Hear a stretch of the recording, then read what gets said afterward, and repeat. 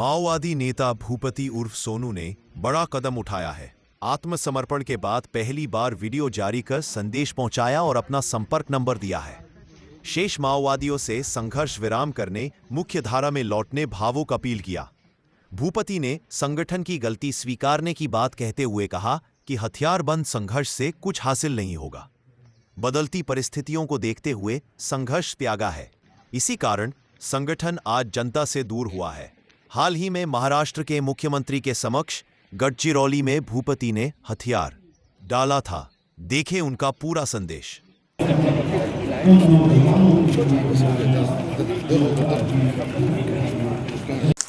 साथियों, पहले मैं आप तमाम लोगों को अभिवादन पेश करता हूं।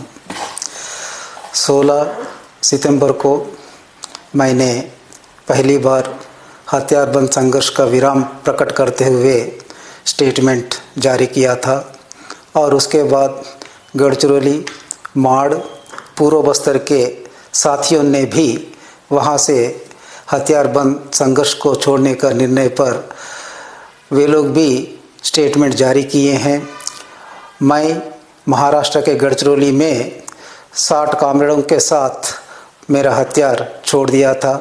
वे लोग भी हथियार छोड़े हैं।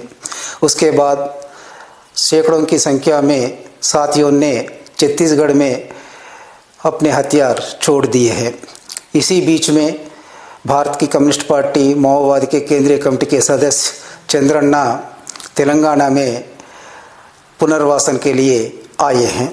इन तमाम साथियों को मैं अभिवादन पेश करता हूं। हम इस देश में लंबे समय से, कई वर्षों से काम करते आ रहे हैं। इसमें कई साथियों को हम खो गए हैं। आज हम बाहर आने का मतलब ये है कि बदल रहे परिस्थितियों का ये एक संकेत होता है। इसलिए आज हम हथियारबंद संघर्ष को छोड़कर जनता के बीच में आए हैं और जनता के बीच में ही काम करने का निर्णय लिए हैं। हम जिस साथियों को खो गए हैं, उन साथियों के चलते हम ये बदलावों का समझना जरूरी है।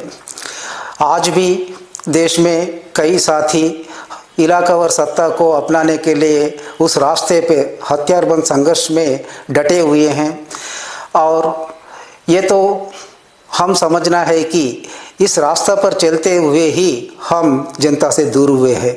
ये उस रास्ता की विफलता को दर्शाता है।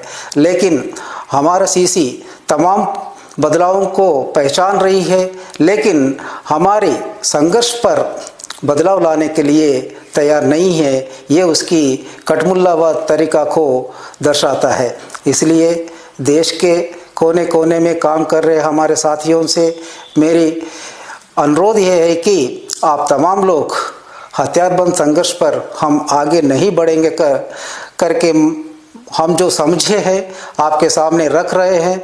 इस पर आप लोग भी निर्णय लेकर हथियार छोड़कर जनता के बीच में आकर काम करने के लिए मैं विनती कर रहा हूं। हम हथियार छोड़ने पर कुछ लोगों ने हमें निंदा करते हुए अलग अलग प्रकार का दुष्प्रचार कर रहा है। गद्दार, नहीं तो कोवर्ट, ऐसा शब्दों का प्रयोग करते हुए निंदा कर रहा है। इसका मैं सरासर खंडन करता हूं। मेरे से पहले कमरेड रूपेश ने भी बहुत विस्तार से इस पर बात किए हैं, इसलिए मैं दोबारा उसमें जाना नहीं चाहता हूं। आज परिस्थितियां बदल गया है, इसलिए मैं आप तमाम साथियों से अनुरोध कर रहा हूं कि आप हथियार छोड़कर जनता के बीच में आइए। कानून के तौर पर हम जनता के बीच में रहते हुए काम करेंगे।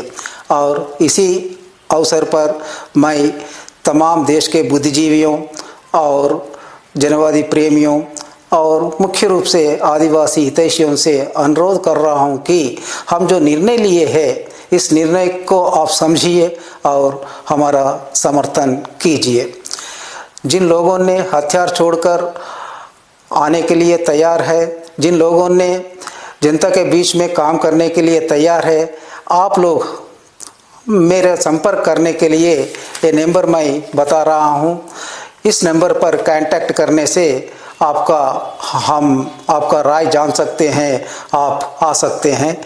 नंबर है 8856038533 और एक बार मैं दोहरा रहा हूँ 8856038533 और इसके साथों साथ आप रुपेश का नंबर पर भी आपका राय बता सकते हैं और आ सकते हैं। आने के लिए ही मैं अनुरोध कर रहा हूं, इसलिए रुपेश का भी नंबर मैं दे रहा हूं।